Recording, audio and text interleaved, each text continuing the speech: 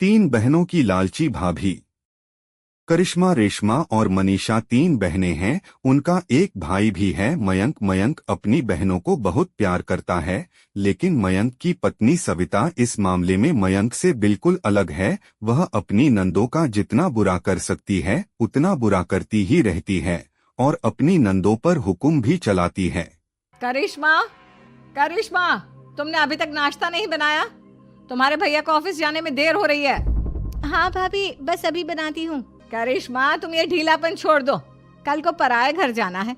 वहाँ अगर तुम इस तरह से काम करोगी तो लोग क्या कहेंगे कि माँ ने और भाभी ने कुछ सिखाया नहीं। और तुम्हारी दोनों बहनें कहाँ हैं?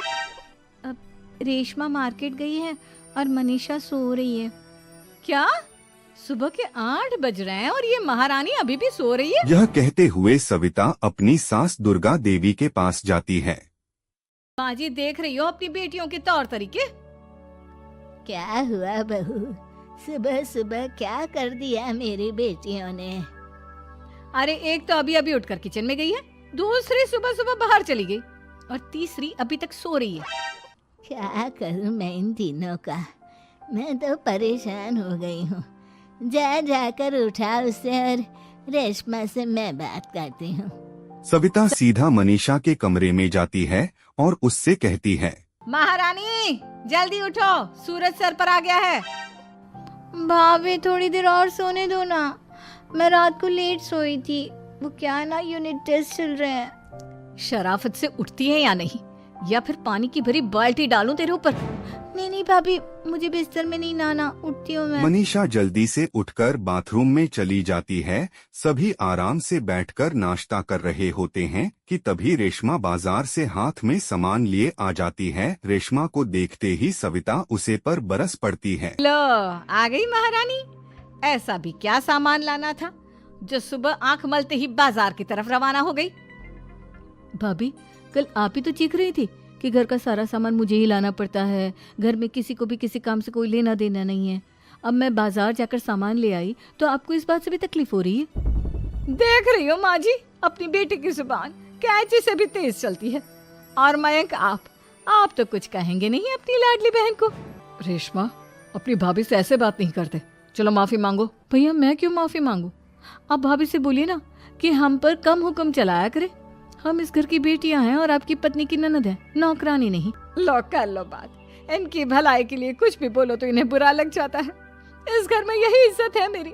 देख लो माँ जी, आपकी बेटी किस लहजे में मुझसे बात कर रही है। सविता वहाँ से चली जाती है। मयंक को बहुत गुस्सा आता है, वह भी वहाँ से चला जाता है। फिर करिश्मा रेशमा को समझाती है। रेशमा, तुम्हें भाभी से माफी मांग लेनी चाहिए थी ना। लेकिन दीदी, मैंने कुछ किया ही नहीं, तो मैं माफी क्यों मांगू? हाँ का रेशमा दीदी, रेशमा दीदी जैसे ही घर में आई भाभी ही उन पर चिल्ला रही थी। हाँ, मैं मानती हूँ कि गलती भाभी की थी।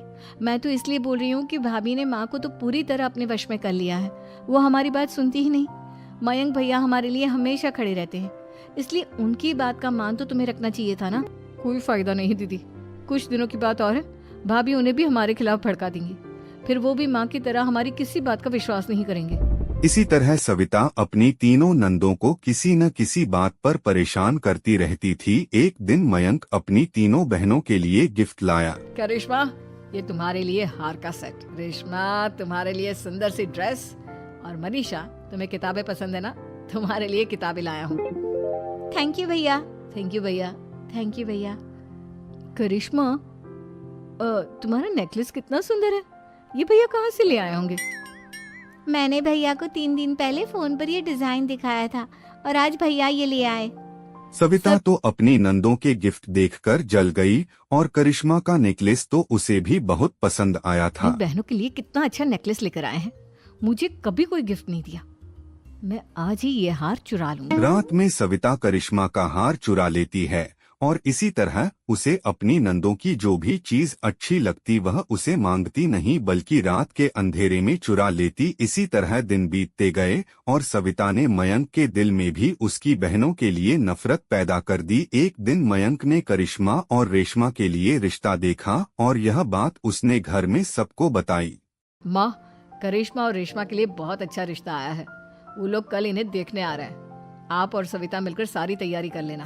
यह सुनकर करिश्मा और रेशमा खुश हो जाती है, लेकिन सविता सोचती है, अगर इन दोनों बहनों की शादी हो गई तो घर और बाहर का काम कौन करेगा? मनीषा तो एक नंबर की कामचोर है, उससे तो किसी बात की उम्मीद लगाना ही बेकार है। मुझे इस शादी को रोकना होगा। अगले दिन सभी लड़के वालों के स्वागत की तैयारी करने में लगे होते हैं कि तभी मयंक अपनी बहनों से आकर कहता है, तैयार हो गई तुम दोनों?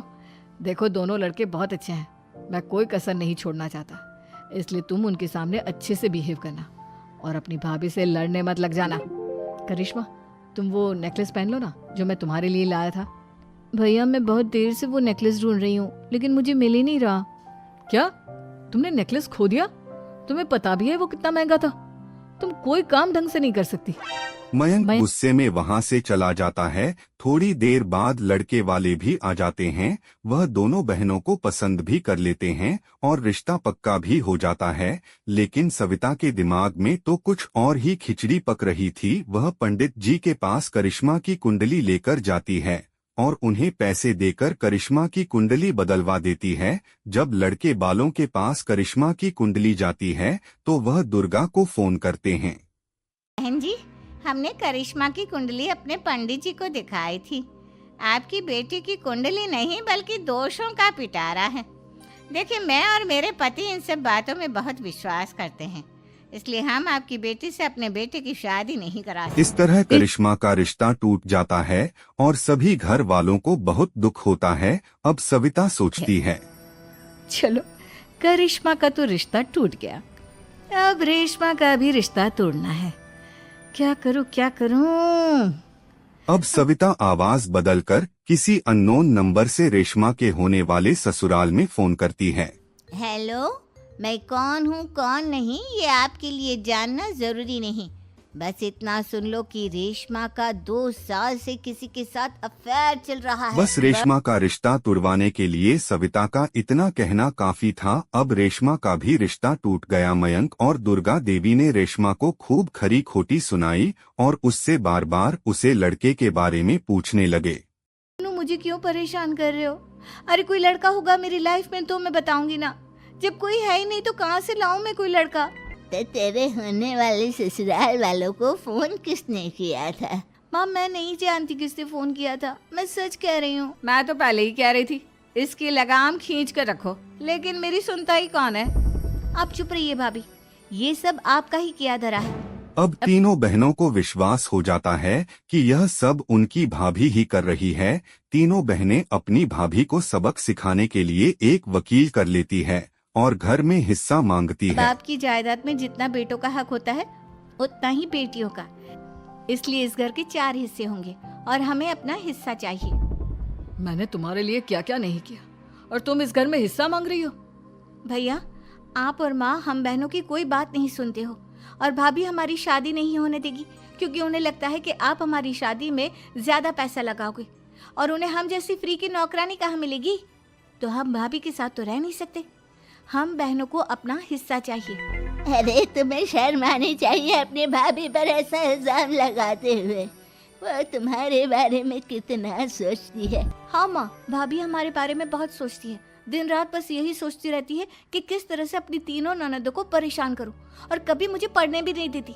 दोनों बहनों का रिश्ता भी तो इन्होंने ही तोड़वाया है और रात में हमारे कमरे में आकर हमारी चीजें भी चुराती हैं। इसी तरह सविता की तीनों ननंदे अपनी बात पर अड़ी रही। अब कोर्ट में तारीख भी शुरू हो गई। जब सविता को लगा कि उसकी तीनों ननंद इतनी आसानी से नहीं मानने वाली तो उसने अपने पति और सास को अपनी सारी सच्चाई बता दी और अपनी तीनों ननंद से माफी मांगी। मयंक और दुर्गा देवी को भी अपनी गलती का एहसास हो गया। अब सविता खुद करिश्मा और रेशमा के लिए अच्छा रिश्ता